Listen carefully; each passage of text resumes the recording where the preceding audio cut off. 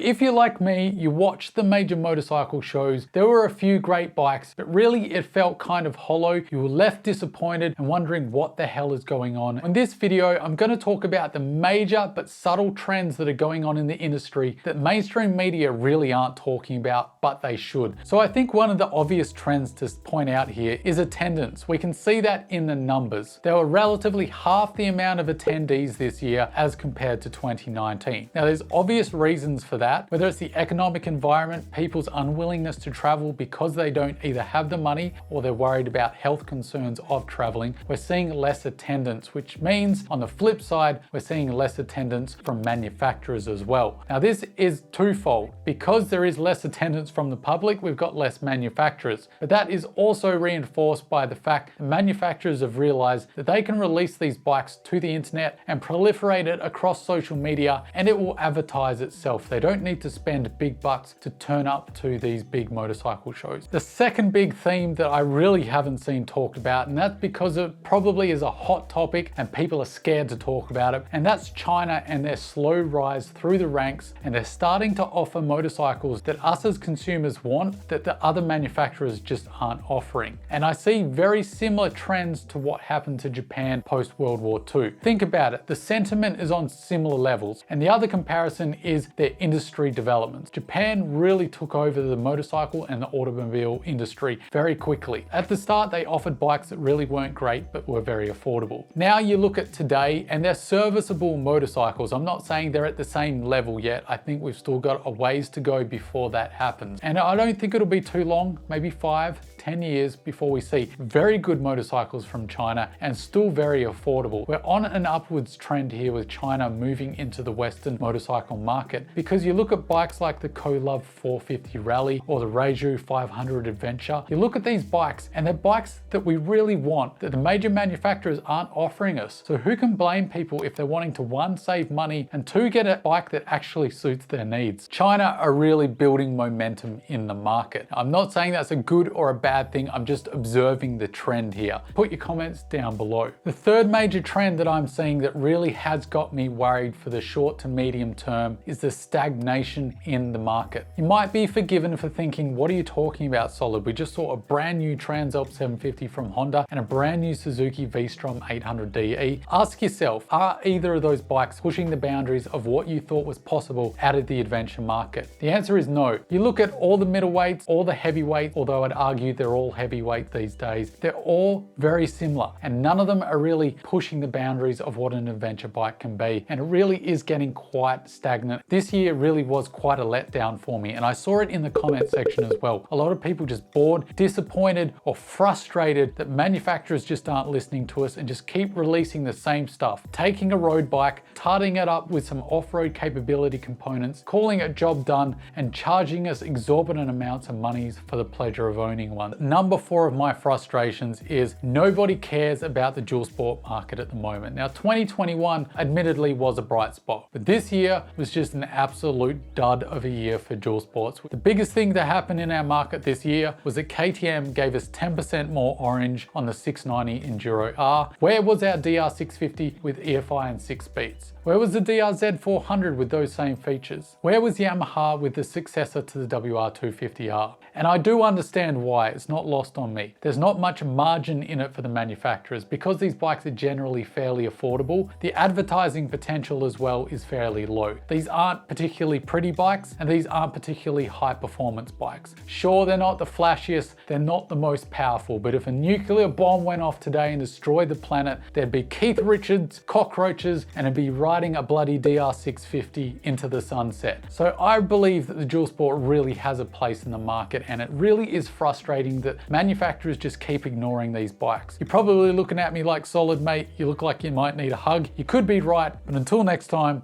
don't forget to stay shiny side up, and I'll see you in the next one. Catch you later.